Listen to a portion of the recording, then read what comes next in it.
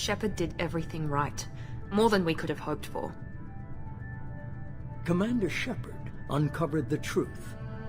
And still, it's not enough. We're at war. No one wants to admit it, but humanity is under attack. But they're sending him to fight Geth. Geth. We both know they're not the real threat. The Reapers are still out there. And it's up to us to stop them. The Council will never trust Cerberus. They'll never accept our help, even after everything humanity has accomplished. But Shepard, they'll follow him. He's a hero, a bloody icon. But he's just one man. If we lose Shepard, humanity might well follow. Then see to it that we don't lose him.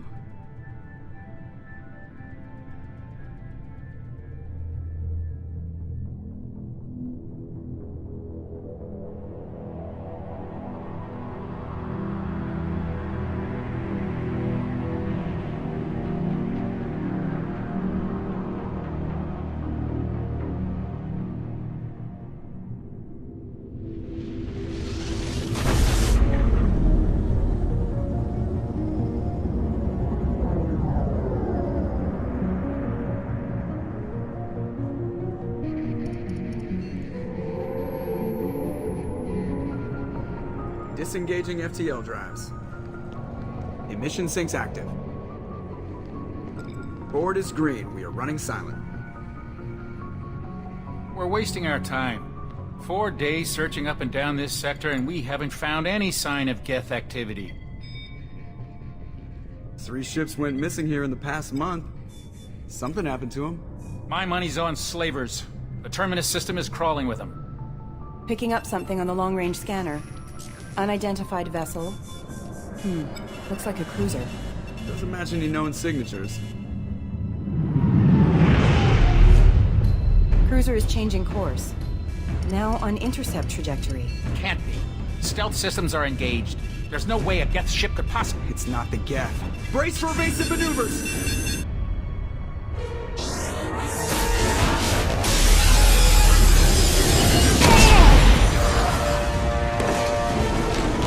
Presley!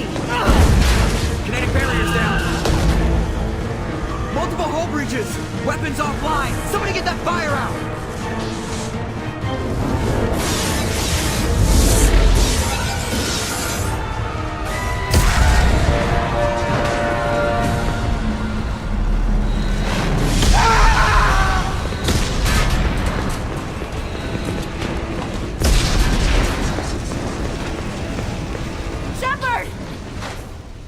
Distress beacon is ready for launch. Will the Alliance get here in time?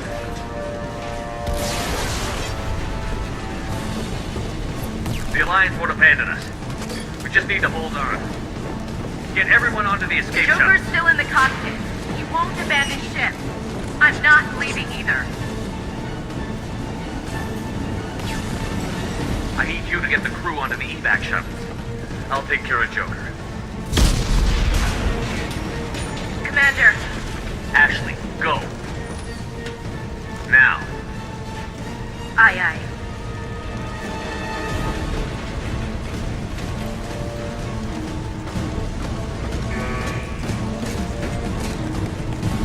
Everybody in. Go, go, go!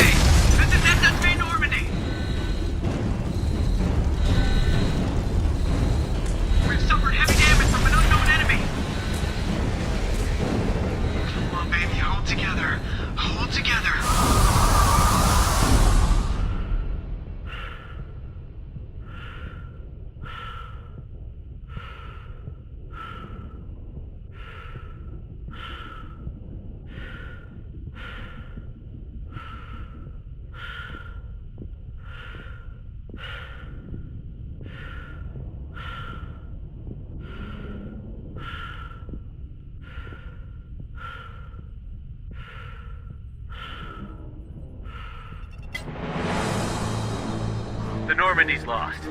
Going down with the ship won't change that. Yeah, okay. Help me up. They're coming around for another attack!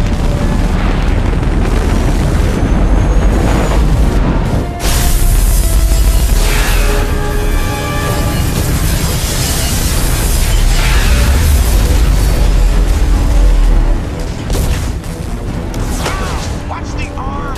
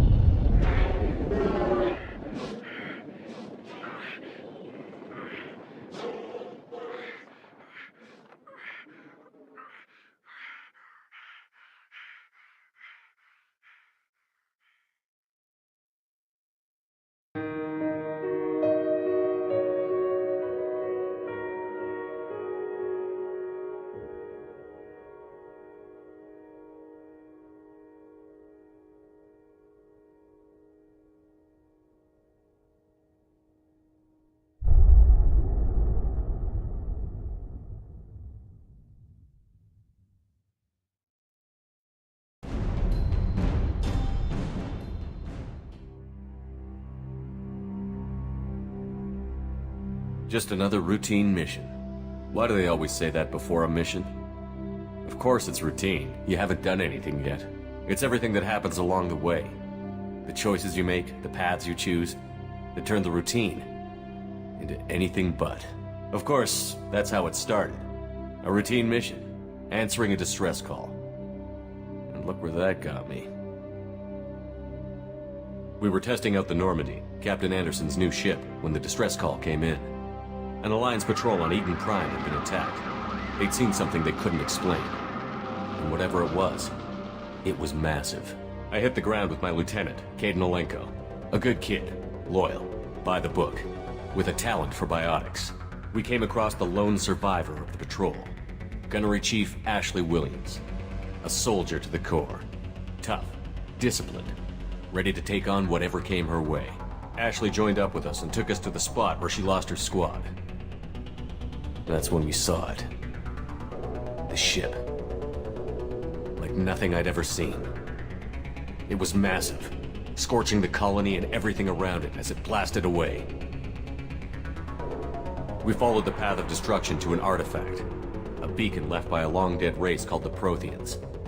The colony had dug it up, and whoever attacked them had tried to take it. Chief Williams made the mistake of getting too close. It hit her with some type of energy. I grabbed her and threw her out of the way. That's when it hit me. Hard. Every muscle in my body went rigid. I couldn't move. Could barely breathe. Everything went black. And then I saw something.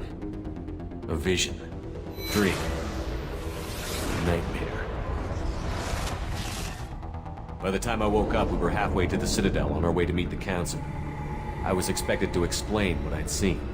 Anderson came along. So did Adina, our political representative on the Citadel. With those two heavyweights, it seemed reasonable we could persuade the Council that the ship we'd seen was a potential threat, as was the individual behind the attacks. The main suspect for the Eden Prime massacre was a Turian Spectre named Saren. He'd been seen by one of the survivors from the colony at Eden Prime, and there was some evidence to suggest that the ship was connected to Saren. But even Adina's pointed accusations weren't enough to convince the Council. They just couldn't believe one of their chosen elite Spectres could be guilty of something like that. They needed proof, which meant I needed proof. Fortunately, I wasn't alone in my search. Garrus, another Turian, wanted to help. A top agent for Citadel Security. Despite orders from his superiors that he shouldn't get involved, he told me he was suspicious of Saren, And he had some useful leads. More importantly, he was willing to share them. That led me to Rex, the biggest, nastiest looking Krogan bounty hunter I'd ever seen. He turned out to be more than just a brute. It was his intel that led to a fugitive with incriminating evidence on Saren. The fugitive turned out to be an energetic little Quarian named Tali. A tech expert with a knack for hacking, she'd procured some information on Saren. Evidence that proved Saren was dirty. Tali's evidence proved that Saren was responsible for the massacre on Eden Prime, and that the immense warship we'd spotted was in fact Saren's flagship. But it went much further. Saren was trying to find a way to bring back a race of sentient machines from dark space. Machines allegedly responsible for cleansing the galaxy of all organic life. These Reapers were blamed for wiping out all life 50,000 years ago, including the Protheans, then disappearing back through the mass relays to dark space, leaving no trace they'd ever been. That explained why Saren was after the beacon, and it made some sense out of my visions. But not much else. We couldn't convince the Council that the Reapers were a threat, but they agreed Saren had to be stopped. They stripped him of his Spectre status and gave me the honor of becoming the first human Spectre. My first task? Bring down Saren. Anderson decided to stay behind, giving up his ship, the Normandy. He told me I would need it more than he would. He also pointed me in a direction. Liara, a Prothean expert, adept in biotics, and maybe most importantly, daughter of Benezia, Saren's top lieutenant. And like most Asari, as beautiful as she is intelligent, and born with a unique ability to meld with other species. Liara was able to help me decipher some of the vision the beacon had given me. Nothing concrete, but it gave me some clues. And a new appreciation for the Asari. Her technique for accessing my vision was unexpected, but not at all unpleasant. Ashley was a little concerned about the connection I shared with Liara. As commander, I knew either relationship had the potential to interfere with the mission. I decided discretion was the better part of valor, and kept my focus on our goal, finding Saren. Thanks to Liara's help, we had our next lead, Benezia. Saren had taken her to Novarian, where he'd enslaved a dangerous race of insect-like creatures, the Rachni. He ordered Benezia to use the same technique Liara had used on me to extract information from the Rachni Queen. The Queen's drones were everywhere, and they weren't happy. We had to fight through hundreds of them to get to Benezia. By the time we arrived, Saren was gone. With the information. I tried to reason with Benezia, but Saren had indoctrinated her. He had somehow acquired the ability to control people's actions and wills. Benezia wouldn't surrender, and Liara was forced to watch her mother die in her arms. And I was left with an angry, dangerous Rachni Queen to deal with. She claimed her drones would do no harm if I released her. But the Rachni had terrorized the galaxy before. I couldn't do it. I wouldn't doom an entire species for past sins. And the Queen was true to her word. She left and took her army of drones with her. With Saren's top lieutenant dead, he was quickly running out of time and places to hide. I tracked him down at his base on Vermeer, but we soon learned it was more than a base of operations. It was a breeding ground. Saren was breeding an army of Krogan.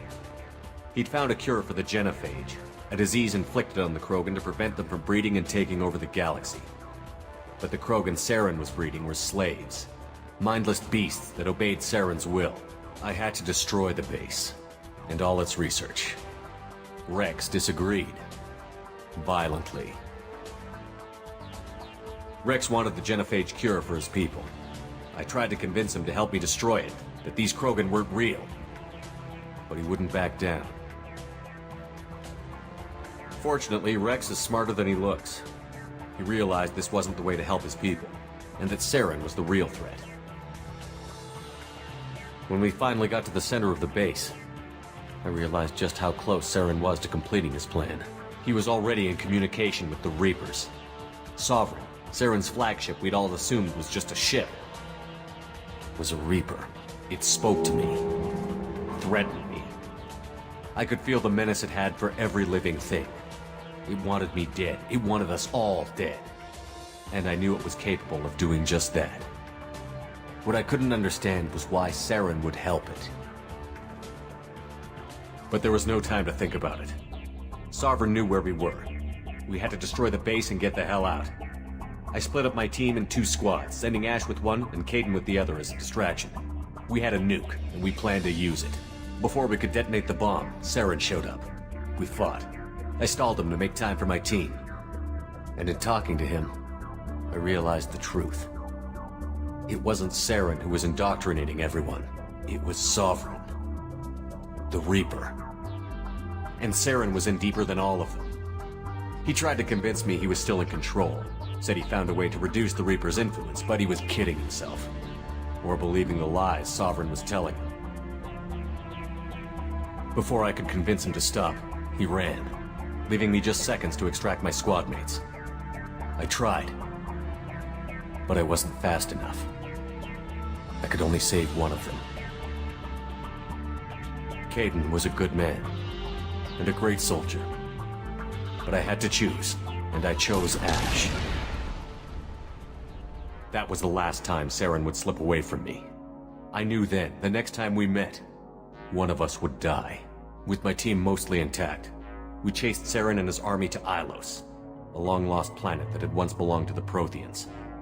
As we prepared for what we knew would be a desperate fight, I spoke to my crew. We were just one ship, against Saren's growing army. I assured them all that despite the odds, we could defeat him. I'd never tell anyone, but I had my doubts. Leaving Kaidan behind had hardened my resolve, but revealed a soft spot in my defenses. How many more friends and allies would I be willing to sacrifice in order to stop Saren? We arrived on Ilos, close behind Saren. Once on the planet, we discovered a Prothean databank that helped me put the final pieces of my vision together. The Reapers had come 50,000 years ago, and every 50,000 years before that, each time purging the galaxy of life. The Protheans had fought and died, like every species before them. But a few survived long enough to leave a parting gift. The Protheans had discovered that the Citadel was the key to controlling the mass relays. By sabotaging the Citadel, they found a way to close the relays to dark space, slowing the Reaper's return, giving us the time we needed to find a solution to stop the Reapers once and for all. Saren knew this. He was leading his army to take control of the Citadel and re-establish the relays to dark space, bringing the waiting Reapers here to destroy us all. We followed him to the Citadel. It was intact, but heavily damaged. He had caught the Council fleets by surprise, and they were only now regrouping. And with Sovereign as his flagship, there was little hope the fleets could counterattack with enough strength to take back the Citadel. But Saren was done running, and I was done chasing him. As the Alliance and Citadel fleets battled Saren's army outside, I cornered the Turian bastard in the Citadel tower and confronted him. He died believing that the Reapers would save him. As I fought to regain control of the Citadel, the Council's flagship, the Destiny Ascension, fell under attack. Despite Saren's death, Sovereign and Saren's army continued to fight. The Council was aboard the Destiny Ascension, and they were requesting assistance. But I knew in order to help them, I would have to put our Human Alliance fleet in jeopardy. The Council had to be saved. They represented the hearts and minds of the galactic community. Without them, the fleets would be in disarray. Even with the Citadel back in my control, Saren defeated, and the Normandy leading the combined galactic fleet, the battle against Sovereign, a single Reaper, was relentless. It took the combined fleets of humanity and the other races, but in the end, Sovereign fell. But the costs were immense. While humanity's efforts in the war earned us our first seat on the Council, it was a hollow victory. The Reapers were still out there. I knew the fight was far from over, but as the one who'd led the fight against Saren, I was given new responsibilities. The choice of humanity's first counselor was left for me to decide. On the one hand, Udina, the lifetime politician. Ruthless and ambitious, he would easily navigate the political landmines that would soon be put in front of him. The other choice, Captain Anderson, the career soldier. Tough but fair, but a friend, and someone I could trust. Both great leaders in their own right. I didn't much like Udina, but sometimes you need a pit bull on your side. Someone willing to be the bad guy, for the sake of the greater good. The war was over. The threat had passed. In time, the Council would rebuild itself. The Citadel could be repaired. Even the pain of lost friends would fade. But none of that mattered if the Reapers were still out there. And if they were all as powerful as Sovereign, we had to find a way to stop them. I had to find a way. I gathered my crew, took my ship, and went in search of answers. Officially, the Council would only say I was assigned to cleanup duty, rooting out any remnants of Saren's army. Just another routine mission.